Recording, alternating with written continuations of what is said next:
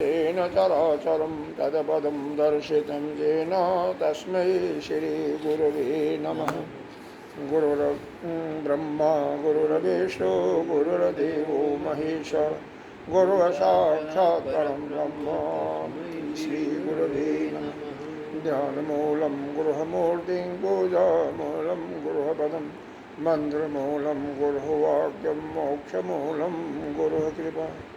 त्वमेव माता च पिता त्वमेव बन्धो च सखा त्वमेव विद्या द्रविडं त्वमेव सर्वं मम देव गजाननं भूतगणाधिसेवितं कपेतजम्बोफलचारुभक्षणम् उमासुतं शोकविनाशकारकं नमामि गणेशपादपङ्कजम्। अनंत कोटि श्री विभूषित अनंत श्री पंचायती महानिर्वाणी अखाड़ा के अग्रणीय महामंडलेश्वर एवं अखिल भारतीय संत समाज के उत्तर प्रदेश के अध्यक्ष, जो नित्य प्रातःकाली नस्मणी वंदनीय पूजनीय अर्चनीय हैं, ऐसे सदगुरुदेव के भगवान के चरणों में कोटि कोटि नमन। यहाँ के अधिष्ठायक देवो जो रामलला जी स्वयं विराजमान हैं, अन्य जी सभी के चरणों में कोटि कोटि वंदन। भक्तजन सभी के हृदय में आत्मस्वरूप उस परमात्मा का नमन करते हुए आगे ईशावास्य उपनिषद शुरू करते हैं। पहला मंत्र है ओम ईशावास्यमिदं सर्वं यत् किंचित् जगत्तं जगत् तेन त्यक्तेन भुञ्जीथा मा गुदपश्यसित धनम्। यहाँ पर इसका तो अर्थ सब कुछ हो गया था, कुछ ध्यान है नहीं? ध्यान है कुछ? क्या बताया गया था इसका अर्थ? आपने ये बताया था कि दो तरह का करते हैं, एक तो भक्ति मार्ग, दूसरा ज्ञान मार्ग है, इसके पहले बताया था।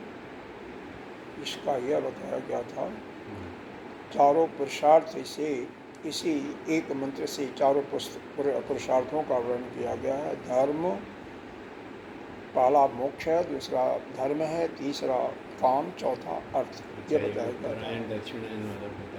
दक्षिणायन नहीं है, वो तो अलग चीज है। एक चीज को दूसरे में मिलाना नहीं है, मिलाने से गड़बड़ हो जाता है।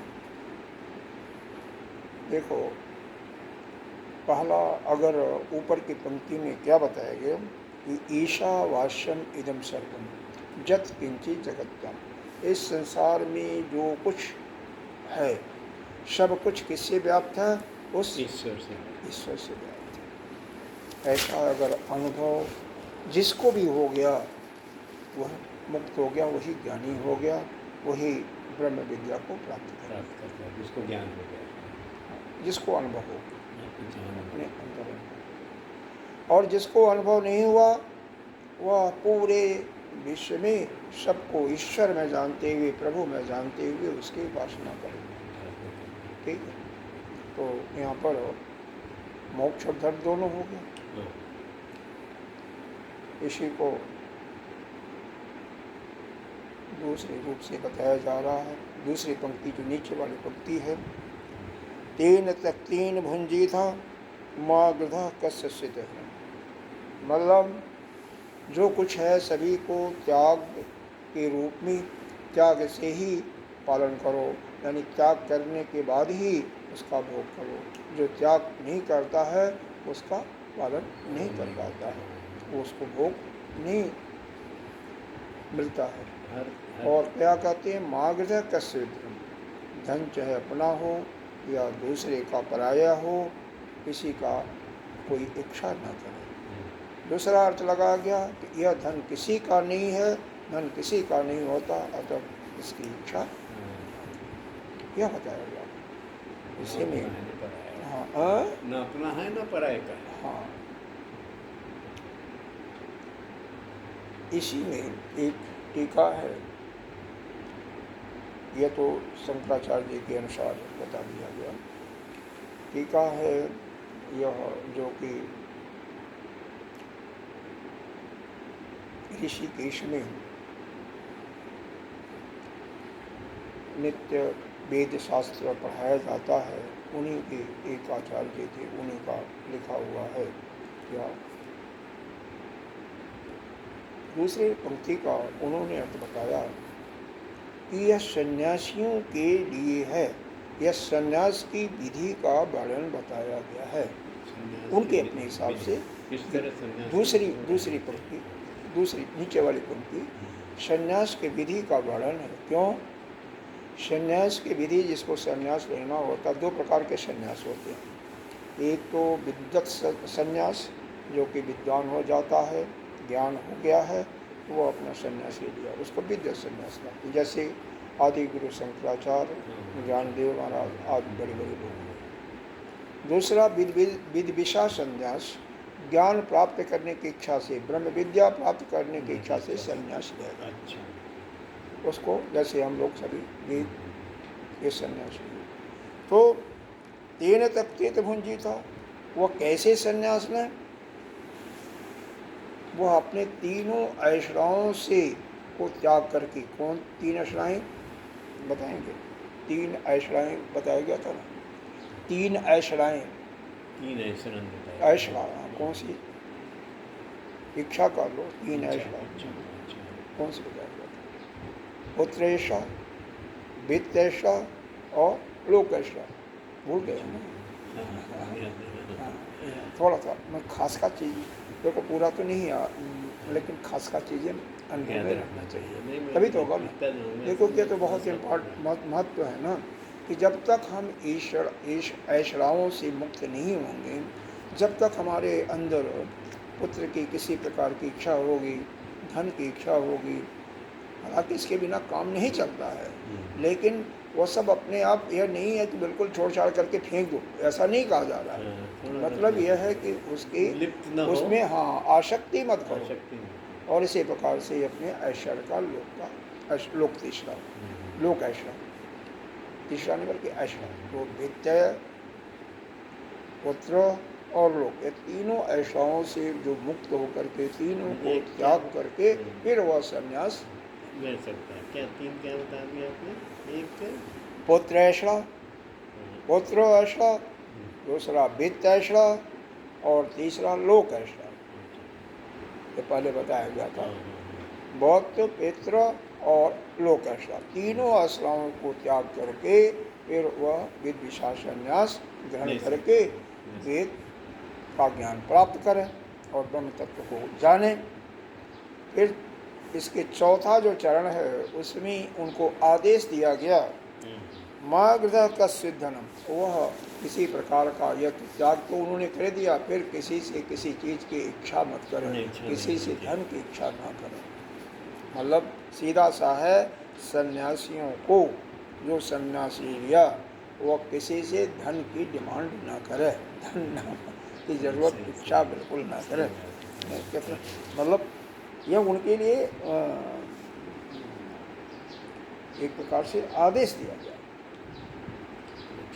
एक प्रकार से आदेश दिया गया।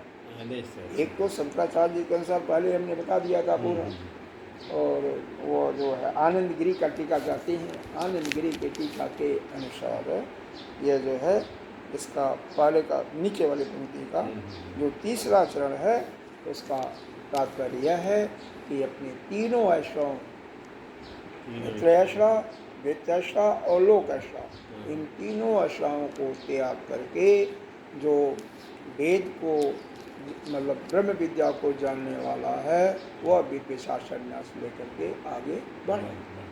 ठीक है, और फिर उसके लिए क्या आदेश है कि वह किसी से भी किसी प्रकार के धन की इच्छा न करे। पहले तो छोड़ ही रखा है धन की हाँ, नहीं इच्छा। तो मांगेंगे तो फिर वो छोड़ के फायदा क्या, त्याग करके फायदा नहीं होगा। हाँ, लेकिन ऐसा होता तो नहीं, हमने तो नहीं देखा ऐसा, हैं? ऐसा सही तो बात है, हाँ। हमने शायद किसी संत होता है, लेकिन आसक्ति बिल्कुल हो। अभी अभी मालूम नहीं होगा कि वो आसक्त है नहीं आसक्त है कोई भी। दूसरा मंत्र पढ़ते हैं। कुर्वन्नेविह कर्माणि जिजीविक्षतः शतं सम एवं तेन अन्यथेतोऽस्ति न कर्म लिप्यते नरे।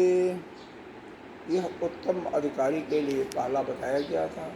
और जो ज्ञान नहीं प्राप्त कर सका उत्तम अधिकारी प्राप्त कर लेगा, लेकिन अगर मध्यम अधिकारी है वह ज्ञान नहीं प्राप्त कर किया, लेकिन ज्ञान प्राप्त करने का इच्छुक है, इस रास्ते पर चल रहा है, वह प्राप्त करना चाहता है, तो उसके लिए बताया गया कि कर्म करते हुए कुर्वन्न वेह कर्माणि जीविक्षुः, कर्म करते हुए वह 100 साल जीने की इच्छा करे। 100 साल जीने की इच्छा भगवान से प्रार्थना करे। कैसे? कर्म करते हुए। कौन सा कर्म? जो शास्त्र विहित कर्म है, या जो हमारे वेद के पूर्व मीमांसा में बताया गया है, उन कर्मों को करते हुए 100 साल जीने की इच्छा करे। एवं तई नन अन्यथा अस्ति न कर्म लिप्यते नर, इसके सिवा उसके लिए कोई मार्ग नहीं है, कोई रास्ता नहीं है जो उसके अशुभ कर्मों का फल न दे। नहीं तो अशुभ कर्म मिलेगा और अशुभ कर्म का लेप होगा, तो वह जो है आगे क्या होगा? सुखी और दुखी हो। ये भी यह भाष्य से भी बता दिया गया था, ठीक है। फिर भी कहीं कोशिश करो कि जा करके इसका मनन अवश्य करो। अब तो वो मनन नहीं करते ना, इसलिए लेकिन ये भी तो भेजते हैं इसको, भेजते हैं ना उसको। हाँ, लेकिन कुछ तो हाँ अंदर। अब दूसरे मंत्र के अंतिम में क्या दिया हुआ है? इत्यादि, नीचे वाली पंक्ति है, इत्यादि पुत्राय विचार्य निश्चितम उक्तम व्यासेन वेदाचार्य भगवता विभागंचा अनयो दर्शयामि। यहाँ पर भगवान ने इस दोनों का इत्यादि पुत्र, यह कौन कर रहे हैं? यह व्यास मुनि कर रहे हैं। नहीं, व्यास नहीं, यह कहने वाले तो शंकराचार्य जी का ही भाष्य है, लेकिन उनके अनुसार व्यास, क्योंकि यह लिखा हुआ तो व्यास जी का है ना, तो व्यास जी अपने पुत्र सुखदेव को ऐसा निश्चित करके व्यासीन लिखा हुआ है। निश्चितम उक्तम व्यासीन वेदाचार्य जो व्यास जी ने इस दोनों विभागों को अलग अलग बाद में बताया। उत्तम पुरुष का क्या अधिकार है, मध्यम का क्या है, और आगे क्या है। अथ इदानीं विद्ध निंदार्थो अयम मंत्रारब्धे। अथ इदम अविद्वान जो है, जो अज्ञानी है, जो ज्ञानी नहीं है, अविद्वान अज्ञानी है, उसके निंदा के लिए यह आगे बता रहे हैं। तो यहाँ पर निंदा करने का मतलब निंदा करना नहीं है। वेद तो किसी की निंदा नहीं करता है, मतलब कमी बताने, इससे उसका प्रयोजन निंदा करना नहीं, प्रयोजन तो यह है उसको ठीक रास्ते पर लाना। जैसे किसी के शरीर से आसक्ति हटानी है, तो हम क्या कहते हैं? यह शरीर जो है 7 धातुओं का बना हुआ है, रस, रक्त, वीर्य, मांस, मेदा, हड्डी और एक मज्जा, इन 7 बना हुआ है। और 7 अगर आपको रक्त ही डाल दिया जाए कहीं काट करके, तो दूसरे तीसरे दिन बदबू आने लगे कि दूसरे दिन ही या शाम तक ही आप उसको अपने रक्त को ही नहीं देखना चाहोगे। मांस का टुकड़ा डाल दिया जाए, काट दिया जाए कहीं से, उसको रख दिया जाए, दूसरे दिन कहोगे तो कहाँ से गंदगी जाए। तो मतलब यह सब शरीर से आसक्ति हटाने के लिए। इसी प्रकार से जो अज्ञानी है उसकी निंदा नहीं है, बल्कि इसलिए उसके लिए कहा जा रहा है कि वह ज्ञान प्राप्त करके अपने अज्ञान को आगे बढ़ने की कोशिश करे। यह कनिष्ठ अधिकारी के लिए कर सकता है, दूर भी कर सकता है। भाई किसी को बारंबार कहोगे तुम गलत कर रहे हो, यह करो, तो या तो छोड़ करके भाग ही जाएगा, और नहीं तो अगर चलना चाहेगा तो उस अपने रास्ते को सुधार लेगा। जैसे एक बालक है, 8 बजे तक सोता है, 10 बजे तक सोता है, आजकल बालक वैसे सारे ऐसे ही हैं। तो उसको एक बार 2 बार, कभी छोटा है तो उसको बहुत सख्ती भी किया, फिर धीरे धीरे वही बालक जब उसको कुछ लालच दे करके, कुछ फुसला करके, प्रेम से करके करोगे तो धीरे धीरे उसकी सबके सामने, उसके मित्रों के सामने भी निंदा करोगे तो वो रास्ते पर आ जाएगा, फिर नहीं सुनेगा। हाँ, किसी का भी। सही बात है। इसीलिए निंदा इसमें ये है कि निंदा ना करें, लेकिन उसमें जो कमियां हैं वो दूर करने की, लेकिन यहाँ पर तो सीधा ही दिया है, अथ इदानीम अविद्वानो निंदार्थो अयम मंत्रारब्धि। निंदा के लिए ही हिंदी में ही लिखा हुआ है, अब अज्ञानी की निंदा करने के लिए यह तीसरा मंत्र आरंभ किया जाता है। लेकिन इसका अभिप्राय यह नहीं है, अभिप्राय निंदा करना नहीं है।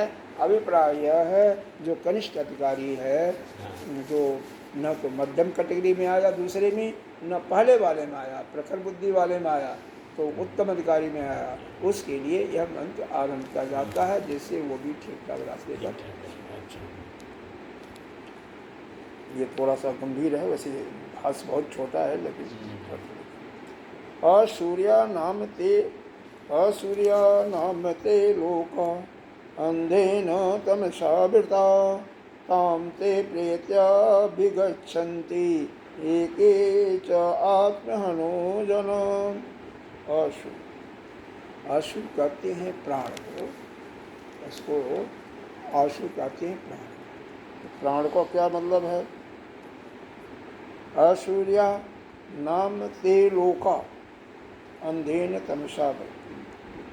इसका अर्थ असूर्या का यहाँ पर समझाए हैं, परमात्म भावम अद्यम अपेक्ष देव आदियो अपि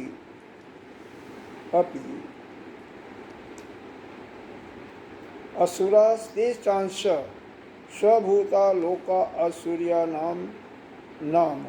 नाम शब्द अनर्थ को निपातः, ये अलग है।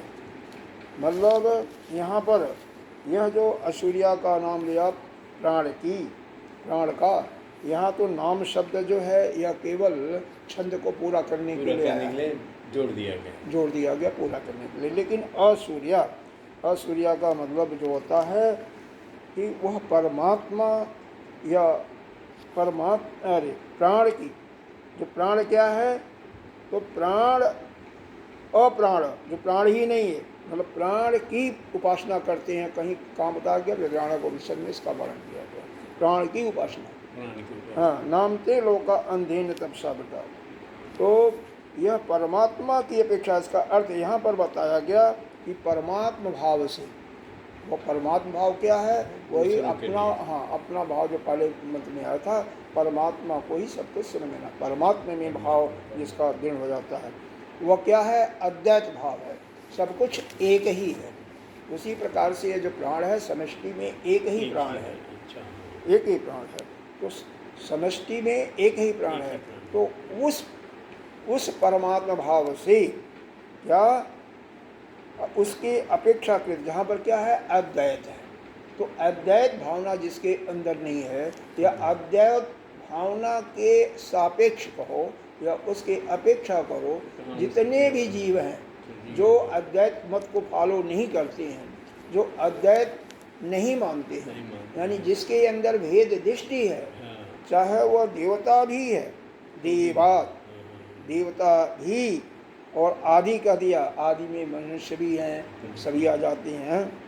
अपि असुर, और असुर भी हैं। अच्छा, सबको यार। हाँ, स्वभूता का आसूर्या, वह सभी संपत्ति स्वरूप लोग असुर ही हैं। प्राण से तो युक्त हैं, प्राण उनके अंदर है, बिना प्राण के तो भी नहीं चलते हैं। तो प्राण से युक्त होते हुए पूरे यह सृष्टि में पूरा पूरा ब्रह्मांड है, इसमें जो कोई भी कही कि अगर भेद दृष्टि रखता है, अद्वैत दृष्टि नहीं रखता है, क्योंकि इस जगत में केवल एक ही है परमात्मा, तो उस परमात्मा भाव से अगर हम चिंतन करें तो उसकी अपेक्षा जो कि अद्वैत है, उसकी अपेक्षा जितने भी प्राण वाले जीव हैं, प्राण बिना प्राण के तो कोई नहीं है, तो प्राण वाले आशु माने जितने भी प्राण वाले हैं, ठीक है, वो चाहे देवता है, चाहे राक्षस है, चाहे मनुष्य है, या कोई भी जीव है, सबके अंदर प्राण तो ही है। तो जिसके अंदर अद्वैत भाव नहीं है वह राक्षस ही है। राक्षस का असुर का मतलब क्या हुआ? जो अपना ही भला चाहे, अपने लिए ही कमाए, अपना ही पेट भरे, अपने लोगों के ही पेट भरे, उसके अंदर उससे कोई भी काम करने के लिए कहिए, जैसे मान लीजिए गायत्री जी का ही एक माला जाप कहिए, तो उसका पहला ही ध्यान रहेगा इससे हमें क्या लाभ होगा। जिसको अपने लाभ की ही चिंता होती है, अपने लिए ही चाहिए, अपने लोगों के लिए ही चाहिए, वही असुर है। तो अब यहाँ पर इसको पूरी पंक्ति का यहाँ पर असुरिया नाम ते लोका, इसी का समझो, असुरिया नाम का अपना ही अपना देखता है। अब इसको समझो असुर पूरा क्या बताया। भगवत परायण दृष्टि से, भगवान के दृष्टि से, भगवत परमात्मा भाव दृष्टि से, जो कि अद्वैत दृष्टि है, अगर परमात्मा को देखते हैं ना कि यह ईशावासिदम सर्व जत किंचित जगत केवल एक ही है, यानी अद्वैत है, तो उसके सापेक्ष, उसके अपेक्षाकृत जितने भी यह प्राण वाले जीव हैं, चाहे वह देवता हैं, मनुष्य हैं, असुर हैं, सब के सब असुर ही हैं। क्योंकि सभी भेद भाव रखते हैं, भेद दृष्टि रखते हैं, सभी एक दूसरे से चाहते ही हैं। देखो, जो भी किसी से कुछ चाहता है, भेद चाहता है, भेद दृष्टि है, जो सबको, सभी के अंदर अपने ही आत्मा को नहीं देखता, सबके अंदर वो परमात्मा को ही नहीं देखता, सबको अलग अलग देखता है, वो भेद दृष्टि वाला हुआ। भेद करता है। भेद दृष्टि का मतलब जैसे आप हो संतोष जी, मैं हूँ राघवानंद, अमुक जो है सुहान है, अमुक मोहन है, जो ऐसा सबको समझता है वही भेद दृष्टि वाला हुआ। अच्छा, वो भेद दृष्टि वाला है। हाँ, अद्वैत नहीं है। अद्वैत का मतलब सभी के अंदर वही एक तत्व है, उस एक तत्व को जानना कि सभी एक ही हैं, एक ही की शक्ति से सभी चल रहे हैं, सबके अंदर जो आत्मा है सब एक ही है, अलग अलग नहीं है, इसी को अद्वैत कहते हैं। द्वैत का मतलब दो मानते हैं, मतलब आप अलग हम अलग, वो अलग, ईश्वर अलग हम अलग। जो अपने को उस परमात्मा से अलग मानता है वही भेद दृष्टि वाला होगा, और जो परमात्मा से अपने को अलग मानेगा वह दूसरे को भी अलग मानेगा, तीसरे को भी मानेगा, सबके अंदर भेद दृष्टि होगी, और वही अभी कहेगा कि यह मेरा, यह तेरा, उसी के अंदर भेद है। तो यहाँ पर यह बताया जा रहा परमात्मा भाव दृष्टि से, जो कि अद्वैत दृष्टि से है, जितने भी प्राण वाले जीव हैं, सभी असुर ही हैं, चाहे वह राक्षस हैं, देवता हैं, मनुष्य हैं या राक्षस हैं। समझ में आ रहा है? नहीं, अच्छी तरह से आना चाहिए, क्योंकि थोड़ा सा अभी, हाँ, क्योंकि यहाँ पर ये भी ये भी कह सकते हैं देवता कैसे, जो प्रभु को अपना समझता है, दूसरा प्रभु को अलग एक समझता है। तो ये इसके मतलब इस प्रकार के लोग होते हैं, ऐसा सभी है। 99.99% पूरा विश्व इन्हीं से भरा हुआ है। चाहे जो ज्ञानी हो चुके हैं सब वही अपना पराया नहीं जानते, वो पूरा संसार ही, पूरा ब्रह्मांड में जितने भी हैं सभी यही उनकी दृष्टि होती है, सभी की दृष्टि यही है कि मैं अलग आप अलग। सबके अंदर आत्मा को तो देखेगा, अपनी ही आत्मा सभी के अंदर है, वो तो ज्ञान हो गया, वो तो ब्रह्म विद्या को प्राप्त कर चुका, वो तो मुक्त हो चुका। उसके अलावा जितने भी या दूसरे शब्दों में इसको कहते हैं जितने भी अज्ञानी हैं, अज्ञानियों की दृष्टि भेद दृष्टि होती है और वह परमात्मा भाव की दृष्टि जो अद्वैत दृष्टि है, उस दृष्टि से हाँ उसकी अपेक्षा वह राक्षसी असुरी। ठीक है। स्वभूता लोका, अब उनका जो संपत्ति स्वरूप जो लोक है जहाँ पर वह निवास करते हैं उसी का नाम दिया असूर्य। अच्छा, असूर्य। उसी को असूर्य नाम दिया। यह नाम शब्द जो आया उसके लिए कहा कि यह नाम शब्द अनर्थ को निपाता, इसका कोई अर्थ नहीं है, ये केवल निपात है, केवल छंद को पूरा करने के लिए। अब पहले पंक्ति का अर्थ स्पष्ट हो गया। असूर्या नाम ते लोका। ठीक है, इसका तो हो गया ना स्पष्ट हो गया। अंधेन तपसा वृता। अब लोका का भी अर्थ अभी बता रहे हैं। अच्छा। ये लोका का मतलब लोक कैसा? कर्म फलानि लोकयन्ते दृश्यन्ते भुजन्त इति जन्मानि। ठीक है, क्या मतलब? लोक किसको कहते हैं? जहाँ पर जीव जो है अपने कर्म के अनुसार फल पाने का इच्छुक है, फल पाने का विचार करता है, आत्मदायी होता है। दूसरा, उसी प्रकार से वह दिखता भी है, दृश्यन्ते और भुंजन्ते और भोगता भी है। ठीक है। जो भी अज्ञानी जीव है, अज्ञानी ही तो आएगा। जो ज्ञान हो जाएगा, ज्ञान से युक्त हो जाएगा, ज्ञानी हो जाएगा, वह तो आएगा नहीं। तो अज्ञानी जो है जन्मता है और मरता है। तो मरने के बाद वह किस लोक में जाता है? जैसा कि उसका कर्म है, कर्म के अनुसार उस लोक को जाएगा, उस लोक को जाएगा। और मतलब मान लो वह चाहता है कि हमें 56 प्रकार का भोग मिलता रहे हमेशा। तो 56 प्रकार का भोग मिलता रहे तो क्या कभी बहुत राजघराने में पैदा होगा या देवलोक में जाएगा? वहीं पर मिलेगा, उसी को देखेगा भी और भोगेगा भी। और 3 शब्द हैं यहाँ पर। लोकयन्ते दृश्यन्ते भुजन्त। भुजन्त मानी भोग करना। ठीक है। और दृश्यन्ते दर्शन भी का अर्थ वही होता है। तो जितने भी जन्म लोग हैं, जोनियाँ हैं, सभी अपने कर्म फलों का उसी स्थान पर जाएंगे जहाँ पर जाते हैं। जहाँ भी जाते हैं, 14 लोक हैं, 14 लोक हैं, जहाँ पर जाते हैं उन्हीं का दर्शन करते हैं, यानी भोग करते हैं। और जन्म जन्मांतर का, जन्म के बाद दूसरा जन्म भी लेते हैं, जन्मते हैं और मरते भी हैं। आवागमन चालू रहेगा। कौन कौन है? पहला है भू। भू माने पृथ्वी, यह मृत्यु। ठीक है।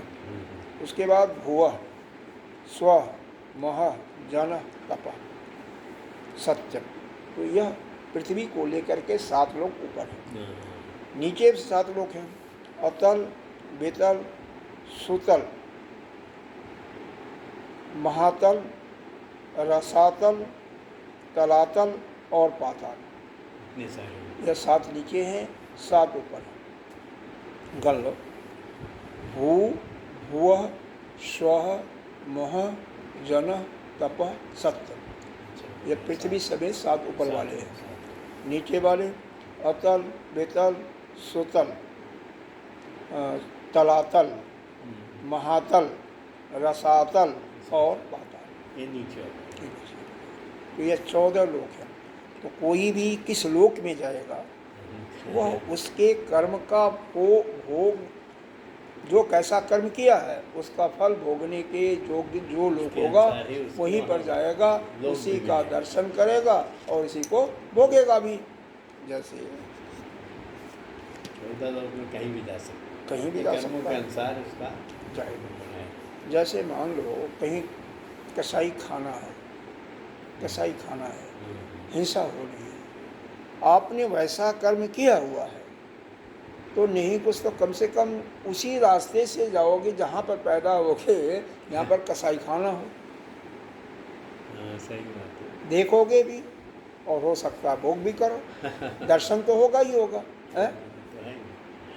अब पीने वाला जो है हाँ, वो तो शराब, दूर वो पड़ेगा। उसी लोक में तो जाएगा है, कहाँ जाएगा। हाँ, तो उसको जैसा जो कर्म किया है उस कर्म के अनुसार उसकी लोक मिलेगा, वैसे ही उसका दर्शन करेगा और वही भोग भी उसका भोग चलेगा। करेगा। मेरे कई जगह ऐसा होता है कि जैसे अब रास्ते में मिल गया कोई, हाँ मालूम नहीं कि ये कसाई हाँ, खाना तो है, वो तो भी चले गए वो भी तो मतलब देखेगा बस, और कुछ बिल्कुल नहीं। देखेगा, दर्शन नजर करेगा, नजर तो जाएगी। वैसा कर्म है। अरे खुद युधिष्ठिर गए थे तो सही नरक का दरवाजा देखते हुए हाँ, गए थे, हाँ, सही बात। क्योंकि एक बार उन्होंने वही झूठ बोला था, अस्वस्थामा मरो नरो व कुंजरो, जानते हुए बोला था। हाँ, हाँ, हाँ, भगवान का कहना करते तो कुछ नहीं होता। हाँ। लेकिन नहीं सही किए थे, सही ठीक बात, है, नहीं बहुत बढ़िया, बहुत अच्छी ठीक है बात। ना, समझना चाहिए बस। हाँ, बस समझ में आ गया, सही असुरिया बात। नाम ते लोका 14 अंधेन लोक तमसा। मतलब काफी। हाँ तो हाँ 14 लोक में पृथ्वी एक है, हाँ, मृत लोक एक हैं? है, एक और 13 लोग और हैं। हाँ, अच्छा, तो चलो आगे चलो। नहीं, बहुत बढ़िया, बहुत अच्छी बात। क्या ये बीच में आ जाता है ना, तो जहाँ पर तारतम्य टूट जाता हाँ, है, नहीं बता जहाँ पर तो जो सही, बताना नहीं, मैं चाहता है मैं चुप रह गया। वाचक जो बताना चाहता है वह तारतम्य टूटने से फिर वह अलग हो जाता है। हाँ, यहाँ पर यही बता रहे थे, युधिष्ठिर की तो बात हमने बता दिया था। तो अब मान लो आपके अंदर कोई भोग की इच्छा हुई, पिक्चर देखने चले गए या कोई और ऐस आराम की चले गए, तो जो वो भी क्या था, पिछले जन्म का कर्म का ही तो फल कर्म का है, ही तो है, सही बात मतलब है, उसी सही को बात। समझ लो अच्छी तरह से। कोई फिर अंधेन तपसा बेटा, अब अंधेन का अर्थ लगा रहे हैं, अंधा का क्या है, अंधेन का अर्थ क्या है, आदर्श नाम अनेक आत्म के न ज्ञानेन तमसावृता आक्षिता, यानी आदेश आदर्शनात्मक अज्ञानेन तमसावृता, वह अंधा का अर्थ यह है कि वह अज्ञान से ढका हुआ है, वहाँ पर ज्ञान नाम का कोई चीज़ नहीं, पूरा अज्ञानी अज्ञान, अज्ञानी अज्ञानी है। अंधा का मतलब यही हुआ, रात्रि नहीं है। जैसे एक नीति शास्त्र के अंदर वर्णन किया कि वहाँ हमें कहीं नहीं रहना चाहिए, कहाँ पर 4 स्थान बताया गया। अच्छा, जहाँ पर पहला स्थान बताया कि जहाँ पर कोई ऐसा व्यक्ति न हो जो कि बुरा समय हो तो कर्जा दे सके। कई जगह ऐसे होते हैं, सेठ साहूकार नहीं है तो आपका कोई बुरा विपत्ति पड़ जाए तो पैसा भी नहीं मिल सकता है, तो वह स्थान हो गया। दूसरा, जहाँ पर नदी न हो कोई, क्योंकि पानी, या दूसरे शब्दों में पानी की व्यवस्था न हो सुंदर, क्योंकि जीवन निर्वाह के लिए जल की आवश्यकता है।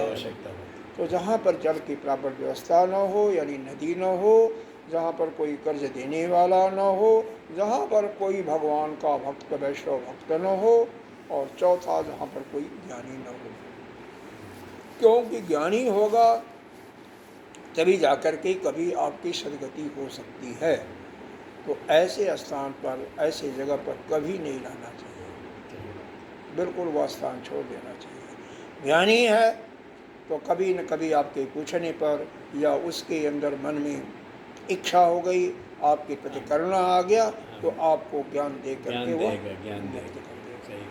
तो यह 4 स्थान, जल नहीं होगा, नदी नहीं होगी तो पानी बिना मर जाओगे, साहूकार नहीं होगा तो विपत बुरा समय आएगा तो वैसे ही आप दृढ़ता के नाते मर जाओगे, भक्त नहीं होगा, कोई भगवान का वैष्णव भक्त नहीं होगा तो भगवान के अंदर श्रद्धा रुचि कैसे आएगी आपको। इस प्रकार से यह बताया गया। तो यहाँ पर अंधीन आदर्शनात्मक अज्ञानीन तमसावृता आक्षिदा, जो कि अज्ञान से ही, मतलब वहाँ पर ज्ञान नाम की कोई चीज़ नहीं, सभी अज्ञानी रहते हैं, वही अंधेन का मतलब है। तमसावृता का आच्छादित मतलब आच्छादित है। तो अज्ञान से ही जो लोग अज्ञान से ही आच्छादित है, केवल अज्ञानी अज्ञानी ही रहती हैं, तो कौन जाएगा वहाँ पर? जे के आत्महनु जना, जो आत्मा का हनन करती है। अब ये आत्मा का हनन करती हैं वह इस लोक में जाएगा, लेकिन आत्मा का तो हनन कोई नहीं करता है, क्योंकि आत्मा तो बताया नहीं गया है कि आत्मा तो कभी मरता नहीं है। दूसरे अध्याय में बताया गया ना। आत्मा आपको दिखा देते हैं, आत्मा तो कभी मरता नहीं है। आत्मा क्या है? वह तो अजन्मा है।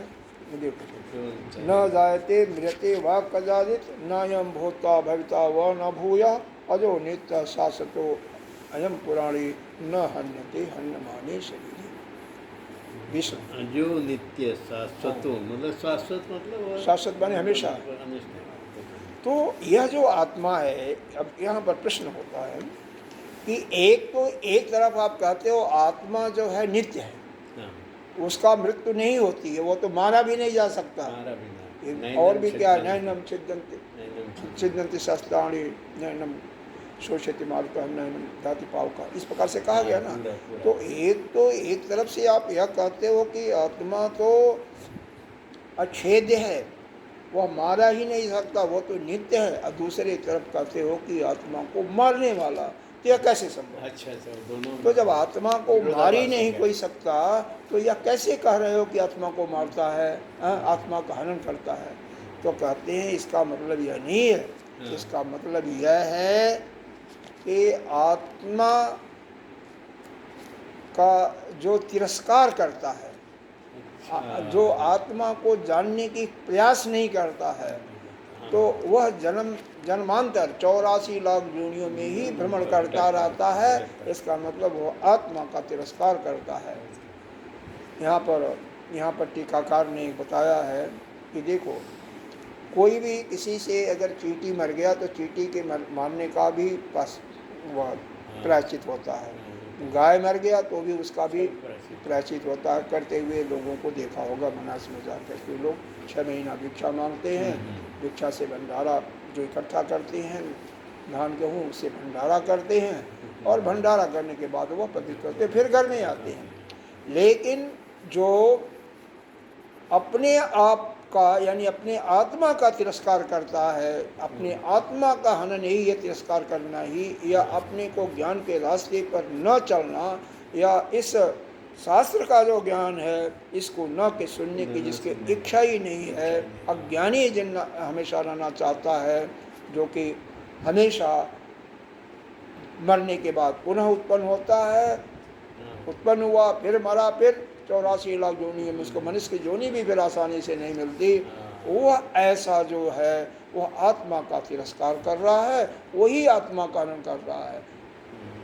तो ऐसे लोगों के लिए वह यह असूर्या नाम लोका मिलता है, वह जहाँ पर ऐसा लोक मिलता है कर्म के अनुसार, जो कि अज्ञानी ही रहते हैं। ज्ञानी का मतलब ज्ञानी का मतलब बता दिया, जिनको ज्ञान नहीं बढ़ पाता, वही विचार, वो जन्मेगा मरेगा बस, अज्ञानी रहेगा। जो ज्ञान के रास्ते पर नहीं चलना चाहता है वह 84 लाख योनियों में भ्रमण करता रहेगा, उसी को कहते हैं आत्मा का हनन करने वाला, क्योंकि आत्मा का तिरस्कार कर रहा है। आत्मा के लिए सोचता नहीं कि अरे आप हो जी, क्या हो, आत्मा ही तो हो, केवल कर्ता भोक्ता मानने के कारण आत्मा हो, और कर्ता भोक्ता मानते रहोगे तो जन्म मरोगे भी, और मर करके फिर पैदा होगे, तो यह भी इसका तिरस्कार करना है।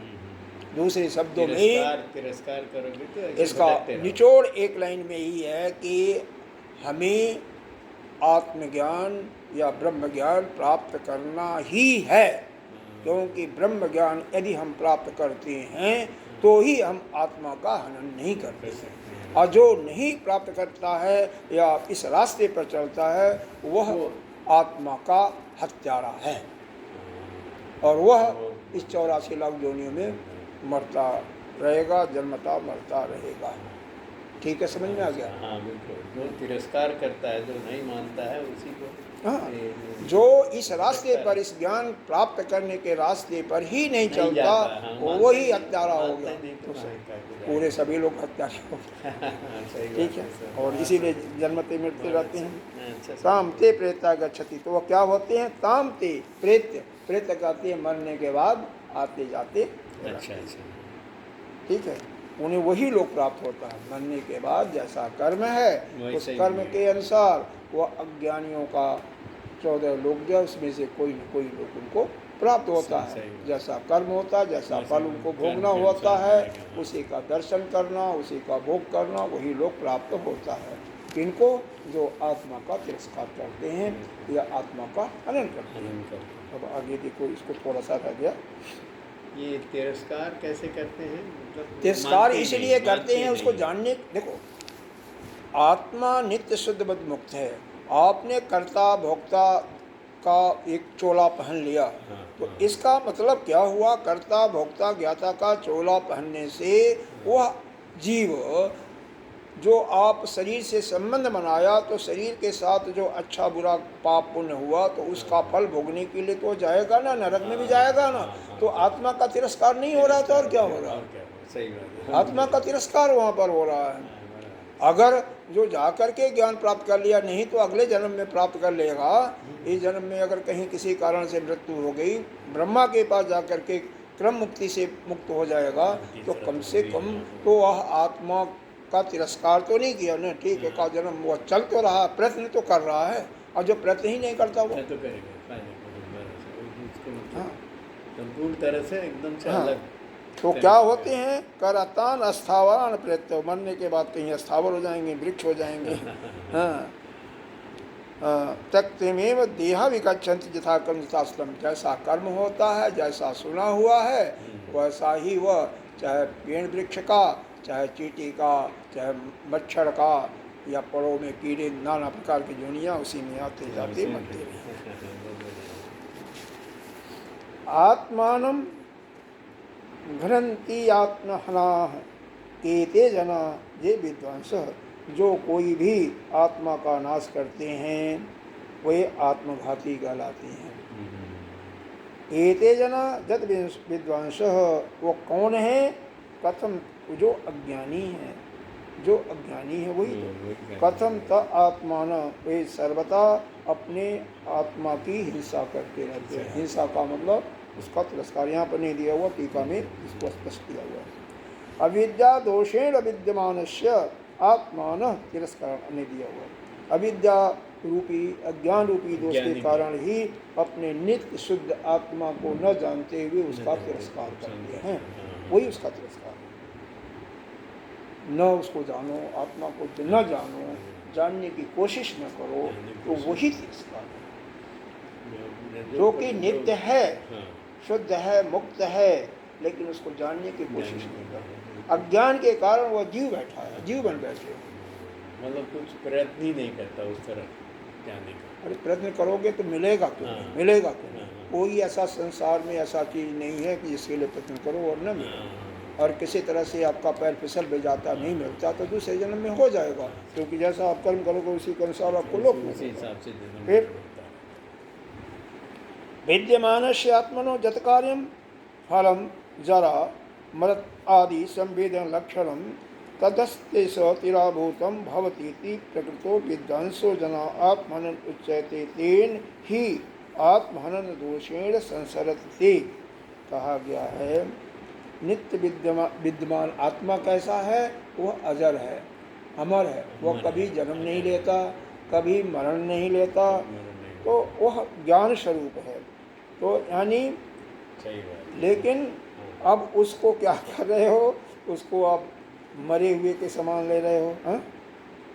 इसीलिए अज्ञानी जन जो है आत्मघाती कह जाते हैं, क्योंकि वह आत्मा जो है, जो अजर है, अमर है आदि, तो ज्ञान रूप जो है कार, उसका फल क्या ले रहे हो? मरे हुए के समान अज्ञानी के रूप में ले रहे हो, हाँ?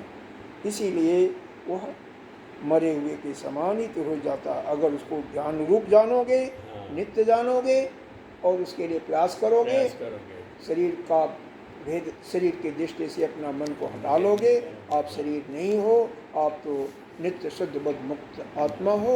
ऐसा अगर अभ्यास करते जाओगे, जैसे आपको 70-75 साल से आपको बताया जा रहा था यह शरीर है, अब आपको उसका एक दृढ़ विश्वास हो गया। अब बारंबार जब उसका अभ्यास करोगे कि इस जन्म में नहीं तो अगले जन्म में कि हम शरीर नहीं हैं, हम तो नित्य शुद्ध बुद्ध मुक्त आत्मा हो, तो वो आपका वो भी दृढ़ता होगा, तो आपको ज्ञान प्राप्त हो जाएगा। इस प्रकार से आत्मा का हनन करना, यही आत्मघाती करते हैं। आत्महनन उच्यते तेन ही आत्मनन दोषेण, इसी आत्मा का हनन करने के कारण वह जन्म मरण को प्राप्त होते हैं। हाँ, जन्म मरण को प्राप्त होना का मतलब है आत्मा का हनन करना। और जो आत्मा का हनन कौन करता है? जो भी अपने अज्ञान को दूर करने का उपाय नहीं करता, दूर बल्कि दूर नहीं करता, लेकिन कम से कम जो चलेगा तो नहीं जन्म में तो अगले जन्म में तो हो ही जाएगा। प्रयास तो करे। और कोई भी विद्यार्थी अगर मान लीजिए परिश्रम करके पेपर परीक्षा में बैठता है, तो अगर किसी कारण से फेल भी हो जाता है तो अगले बार उसको उत्तीर्ण कर लेता है। उसी प्रकार से जो इस रास्ते पर चलेगा, ज्ञान प्राप्ति करने के रास्ते पर चलेगा, आत्मा का ज्ञान प्राप्त करने के लिए, आत्मा का बोध करने के लिए, अपनी आत्मा में स्वरूप में स्थित होने के लिए, वो आज नहीं तो कल तो प्राप्ति करेगा। प्रयत्न करते हैं। अब इसके बाद बाकी 4 श्लोकों में, 3 श्लोक में हो गया। पहला उत्तम अधिकारी, कौन? उत्तम अधिकारी बताया गया, ईशावास्यदम सर्वम यत्किंचित जगत्याम जगत, वहाँ पर उत्तम अधिकारी का वर्णन हो गया। दूसरे में कुर्वन् एह कर्माणि विजीवेत्सि शतं समा, 100 वर्ष तक काम करते हुए जियो, वो मध्यम अधिकारी का हो गया। तीसरा कनिष्ठ अधिकारी का हो गया, कि जिसमें उसके निंदा करते हुए उसको उत्साह दिया जा रहा है कि तुम आत्मा को जानो, नहीं तो आत्मा का हत्यारे होगे और उसका कोई प्रायश्चित भी नहीं है, और इसी जन्म मरण के चक्कर में पड़े रहोगे। तो इस प्रकार से निंदा की जा रही है, और निंदा उसके कल्याण के लिए किया जा रहा है।